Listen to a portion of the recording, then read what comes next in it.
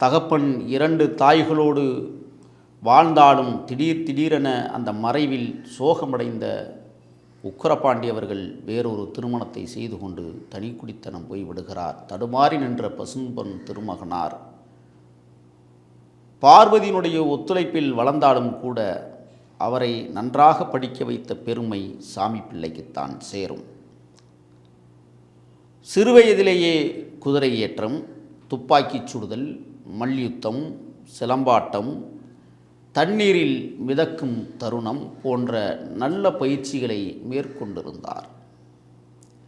தனக்கு உடல்நலம் சரியில்லாமல் 13 வயதில் குன்றிப்போயிருந்த பசும்பொன் திருமகனாரை மதுரையிலே மருத்துவக் கல்லூரி மருத்துவமனையிலே சேர்த்து சிகிச்சை அளிக்கும்போது கூட இவருக்கு எப்படி சிகிச்சை அளிப்பது, உடலில் எவ்வித சக்தியும் இல்லை என்று மருத்துவர்கள் கூறினாலும் கூட மனதிடம் படைத்த பசும்பொன் திருமகனார், நான் தாங்கிக் கொள்ளுவேன், எனக்கு எந்த ஊசியை வேண்டுமானாலும் போடுங்கள், நான் கவலைப்படப் போவதில்லை என்று மன உறுதியாக இருந்த காரணத்தால் உடனடியாக அவருக்கு பிடித்திருந்த நோய் கூட ஓடிப்போனது.